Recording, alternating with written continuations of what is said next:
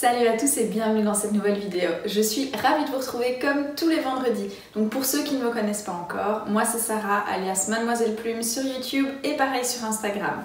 Dans la barre d'infos, je vous ai mis le lien vers mon profil Instagram et je vous ai aussi mis mon adresse mail si vous voulez m'écrire en privé et que vous n'avez pas Instagram.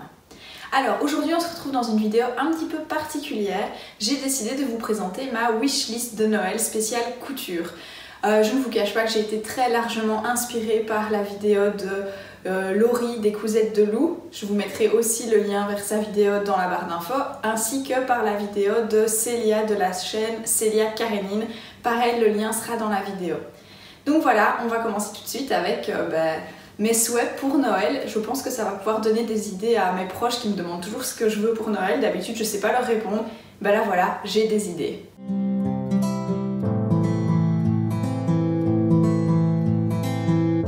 Avant de rentrer dans le vif du sujet, je voulais aussi vraiment vous remercier pour tous les retours que vous me faites. De temps en temps, vous me posez pas mal de questions et j'ai envie de pouvoir répondre à l'ensemble de ces questions à travers une vidéo. Donc je pense que peut-être pas la semaine prochaine, mais la semaine d'après, il y aura une vidéo dédiée, une vidéo blabla, tag couture, je réponds à vos questions. Donc n'hésitez pas, si vous avez des questions à me poser, je mettrai une petite boîte à questions sur Instagram. Mais pour celles qui n'ont pas Instagram, mettez-le moi en commentaire ici, je lirai tous vos commentaires et je répondrai à vos questions dans une de mes prochaines vidéos. Donc au niveau de ma wishlist couture, évidemment il y a du tissu, il y a des patrons, mais pas que. Au final il n'y a pas énormément ni de tissu ni de patrons. Donc je vous propose qu'on commence tout de suite par les patrons. Il y en a quelques-uns qui me font de l'œil depuis un petit moment que je n'ai pas encore acheté et je me dis voilà, c'est l'occasion de me faire plaisir. Le tout premier patron, donc à chaque fois je vais vous mettre des incrustations, je pense qu'il y aura plus de place de ce côté-ci cette fois-ci. Le tout premier patron, c'est la robe Carthage de la créatrice Bélène Paris. Donc je vous ai dit, Bélène Paris, j'ai plusieurs patrons d'elle. Je vous avais déjà montré la jupe Cordoba que j'avais cousue dans un simili-cuir ici. Et là, elle a sorti la robe Carthage il y a un petit temps déjà, qui est une robe avec... je sais pas comment expliquer, mais c'est un petit peu froncé ici au niveau de la poitrine. Je trouve que ça met vraiment la poitrine en valeur, surtout pour les petites poitrines comme moi. Et j'ai vraiment craqué, surtout quand j'ai vu la vidéo de Raphaël DVN la semaine dernière, donc je vous mets une petite photo ici. J'adore sa version, donc en fait je voulais cette robe depuis longtemps, mais je m'étais dit je vais attendre l'été parce qu'au final c'est un patron plutôt pour les beaux jours et vu la version que Raphaël en a fait, pas du tout. Donc je vous mets un dessin technique ici de la robe, comme ça vous voyez, il y a plusieurs versions, on peut mettre des manches, on peut ne pas en mettre. Évidemment si je me la coud en hiver, d'office il y aura des manches. Donc voilà, ça c'est un patron qui je pense me plairait bien. En toute honnêteté, je pense que je ne vais pas attendre Noël, donc il est dans ma wishlist, mais en fait je pense que je vais déjà me l'acheter parce que peut-être que je m'en ferai bien une robe pour les fêtes de fin d'année, on verra. Le deuxième patron qui me fait de l'œil depuis un petit moment aussi, c'est la robe Anémone. Voilà une petite représentation ici de la robe. Alors la robe Anémone, c'est un patron qui a été fait en collaboration entre Slow Sunday Paris et Charlène Hens. Alors Charlène Hens, elle a sorti un livre, je vous montre, hop. Voilà, c'était ce livre-ci, ma garde-robe bohème chic. Donc il y a déjà plusieurs retours dessus sur YouTube. Je sais que Audrey V a fait un retour sur le livre, je sais que les Cousettes de Lou aussi. Moi j'ai cousu un ou deux modèles, j'avais envie de vous faire un retour, mais je voulais vous faire un retour complet après avoir cousu quasiment tous les modèles, mais je ne sais pas si je le ferai. Et Slow Sunday Paris, c'est la marque de patron qui a créé entre autres cette chemise qui est donc la surchemise Billy que je vous avais présentée dans un de mes précédents vlogs couture. Je pense que c'était l'avant-dernière vidéo. Si vous ne l'avez pas vue, je vous la remets dans le petit i ici où je la cousais en entier. Franchement je la quitte plus, hein. Je la mets, depuis que je l'ai cousue, je la mets quasiment tous les jours pour aller bosser. En tout cas à chaque fois que je peux l'accorder avec mes tenues. Et je m'en sers comme veste pour le moment avec une grosse écharpe. Ça passe nickel encore à cette saison-ci. Donc cette robe Anémone, revenons à nos moutons, c'est un patron qui me plaît énormément. J'aime beaucoup la découpe ici au niveau du décolleté, le fait qu'elle soit boutonnée, qu'elle soit assez ajustée. Donc clairement pas forcément un patron d'hiver, mais c'est un patron qui me fait de l'œil depuis un petit moment et que je n'ai pas encore acheté. Autre patron qui vient de sortir, c'est le tout dernier patron d'une créatrice que j'adore. Je vous avais déjà présenté la blouse Anastasia, que je vous ai présenté, je pense, au moins en 2 versions différentes. Et je vous avais dit qu'elle avait sorti également un patron de short que j'ai acheté, mais que je n'ai pas encore cousu. Mais ici, la Pie Verte a donc sorti un nouveau patron de chemise. Et ce que j'aime beaucoup, c'est que c'est vraiment un modèle qui reprend plein de variations différentes. Je vais vous mettre un petit dessin technique ici, comme ça vous verrez. On peut très bien avoir une chemise toute simple, comme une chemise avec un grand volant, comme une chemise avec des petits volants autour de la patte de boutonnage. Donc, enfin, pour moi, c'est vraiment un modèle, je ne vais pas dire basique parce que c'est clairement pas basique, mais en tout cas un modèle de base autour duquel on peut faire aller plein de variations différentes. Donc ce patron-là, clairement, il est dans ma wishlist et enfin, je le trouve magnifique. Et alors le dernier patron qui me fait aussi beaucoup de l'œil, mais qui clairement n'est pas pour l'hiver non plus, c'est le top Auckland. Donc je vous mets 1 ou 2 illustrations ici que j'ai trouvées sur Instagram. Et en fait, à chaque fois que je tombais sur une photo, je me dis mais c'est trop beau. Et à chaque fois, c'était le top Auckland. Le top Auckland, il est de Muse Mirage, si je dis pas de bêtises. Et voilà, j'aime beaucoup le détail ici au niveau des emmanchures. Je trouve ça très original. Il y a certaines versions où ça a été rallongé en robe, donc de nouveau pour l'été, mais ça fait partie de ma wishlist. Il y a aussi, là ça revient dans les patrons au final, un magazine couture que j'ai vraiment très envie d'avoir. Généralement les magazines couture je les achète pas parce que déjà souvent, par exemple les Burda ça commence au 36, moi je fais plutôt un 34, la Maison Victor pareil. Et c'est rare que j'aime beaucoup de modèles dans le magazine, je préfère aller chercher les patrons un à un. Mais ici c'est le dernier Fibre Mood, enfin je pense que c'est le dernier. En tout cas c'est celui dans lequel il y avait le pull, je ne sais plus comment il s'appelle, je vous l'incrusterai ici. J'ai par exemple Pauline de l'Instagram Paulette et ses cousettes qui en a cousu une super belle version. Ça c'était le premier patron que j'aimais beaucoup, mais j'ai vu qu'il y avait aussi une robe, j'ai vu qu'il y avait aussi une jupe. Je vous mets ici l'incrustation de la jupe. Donc ce magazine Fibre Mood, il me fait vraiment de l'œil. Très honnêtement, je ne pense pas non plus que je vais attendre Noël pour me l'acheter. À mon avis, je vais craquer la semaine prochaine. Donc il est dans ma wishlist, mais de nouveau, celui-là, parents, amis, proches, ça sert à rien de me l'acheter, je l'aurais déjà acheté. Au niveau des tissus qui me plairaient, alors je n'ai pas de tissu spécifique en tête, mais il y a une marque que j'aimerais vraiment découvrir et où j'aimerais vraiment acheter des tissus, c'est la marque Gaspard et Léonie. Je les suis sur Instagram et systématiquement quand ils publient un tissu, je l'aime. Donc je vous mets ici un petit exemple de leur feed Instagram. Ils ont toute une sélection de tissus qu'ils choisissent, je les trouve vraiment magnifiques. Ils ont d'autres marques aussi, mais dans cette sélection-là, j'aime vraiment à chaque fois les imprimer, les couleurs, enfin... Le tissu a l'air de super bonne qualité aussi, donc clairement une marque que j'ai envie de découvrir. Une deuxième marque que j'ai envie de découvrir aussi, c'est la marque Cousette. Ils ont plein de magnifiques imprimés, donc je vous mets quelques exemples aussi. Et voilà, au niveau des tissus, je n'ai pas de tissu en particulier qui me fait rêver, surtout que je commence quand même à avoir un petit stock, mais voilà, ces 2 marques-là, c'est vraiment des marques qui me tiennent à cœur et que j'ai envie de pouvoir découvrir. Il y a aussi un petit peu de matériel de couture que je veux m'acheter. Alors, ni machine à coudre, ni surjeteuse, c'est vraiment du tout petit matériel, pardon. Par exemple, j'aimerais bien m'acheter une grande règle rectangulaire en plastique. Je pense que c'est des règles qui sont surtout faites pour le patchwork au départ, mais quand on doit tracer des parallèles, c'est hyper pratique. Et elle est vraiment longue, donc voilà, ça c'est un bête achat, hein, mais je ne me suis jamais fait le plaisir de me l'acheter moi-même, donc voilà.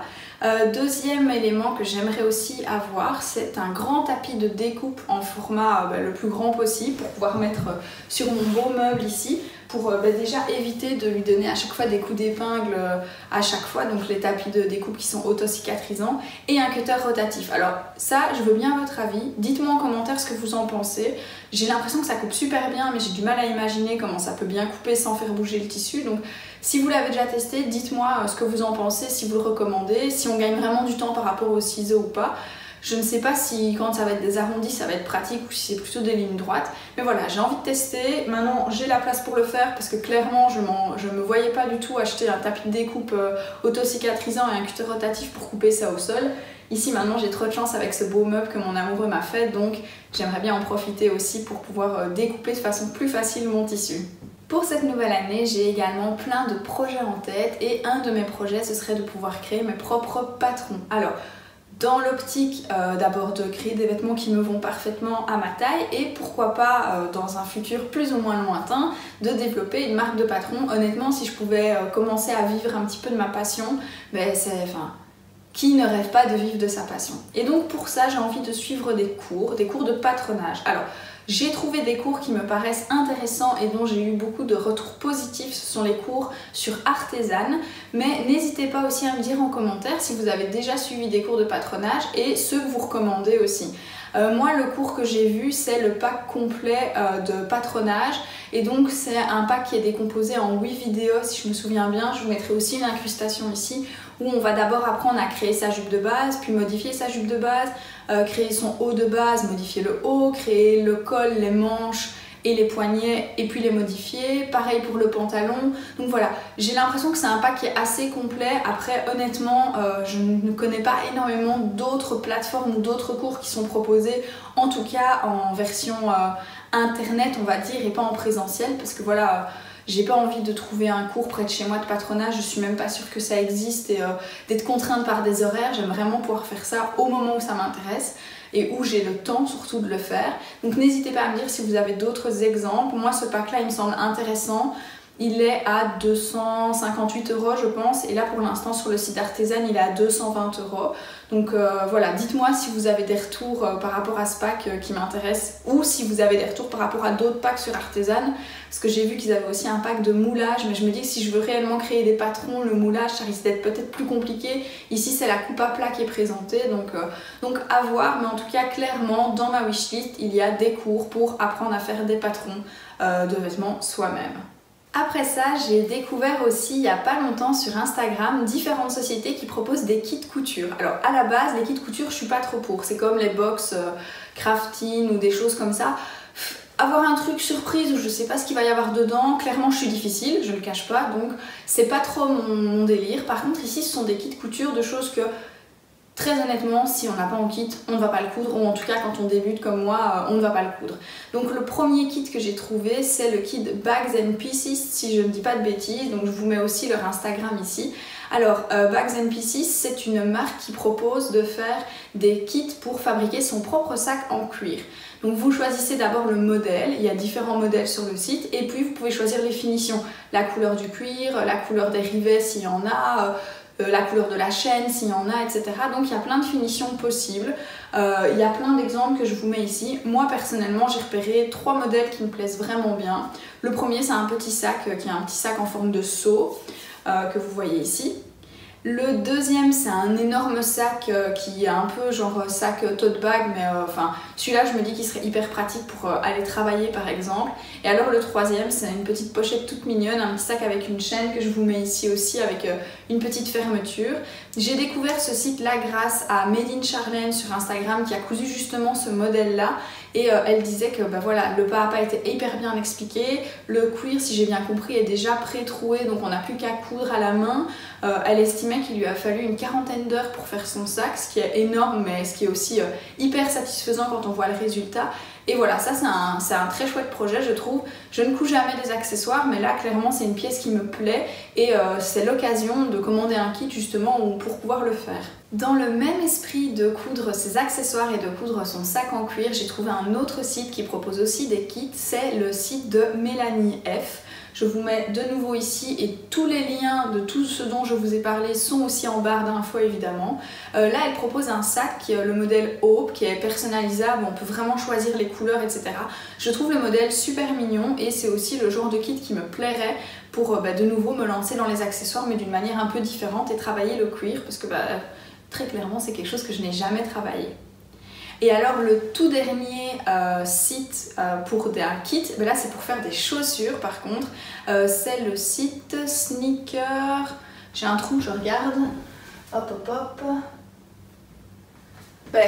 Sneaker Kit, voilà, ça ne s'invente pas et donc c'est pour faire ses baskets soi-même. Je vous mets quelques exemples ici et de nouveau leur profil Instagram. Je trouve l'idée super originale et de nouveau ça peut être hyper satisfaisant d'être clairement vêtu de la tête aux pieds par des choses qu'on a créées, que ce soit les vêtements mais aussi le sac et les chaussures. Donc voilà, ça c'est quelque chose que j'ai envie de tester, c'est clairement un achat plaisir et c'est plutôt un achat que j'imagine en cadeau que je ne me vois pas moi me l'acheter moi-même, mais voilà. On arrive tout doucement à la fin de cette wishlist et on termine par un article qui n'est absolument pas de la couture, mais que je trouve trop magnifique et que j'ai découvert sur Instagram. C'est un puzzle, je vous mets ici une illustration. Donc c'est un puzzle hyper coloré avec des fleurs et où il est écrit « Je m'emmerdais ».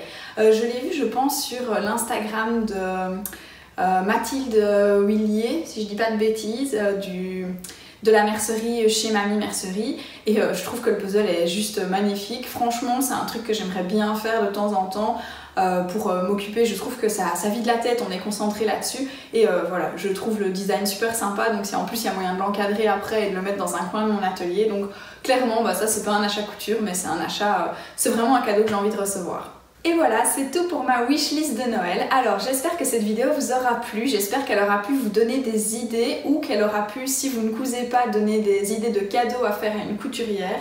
Si vous avez d'autres envies de cadeaux, n'hésitez pas à me les mettre en commentaire, je serai ravie de découvrir votre wishlist à vous. De nouveau, je voulais vous remercier pour tous les retours que vous me faites. Je voulais aussi vous dire si ce n'est pas encore fait et que mon contenu vous plaît, de vous abonner à ma chaîne. Ça lui permet de grandir et d'avoir un peu plus d'audience à chaque fois. Donc ça me fait trop plaisir et ça me motive énormément. Concernant la vidéo de la semaine prochaine, je ne sais pas encore vous dire ce que ça va être parce que très honnêtement, au départ j'étais censée sortir une vidéo en partenariat où je cousais à un patron, sauf que la couture ne se passe pas très bien si on peut dire, donc je ne suis pas sûre d'arriver à terminer le projet. Je verrai, si c'est pas ça, ce sera un bilan couture ou ce sera une vidéo où je réponds à vos questions. De toute façon, il y aura une vidéo, j'essaye de m'y tenir jusqu'à Noël de toute façon à une vidéo par semaine. Bon, moi je vous fais plein de gros bisous, je vous souhaite une bonne semaine et je vous dis à vendredi prochain. Salut!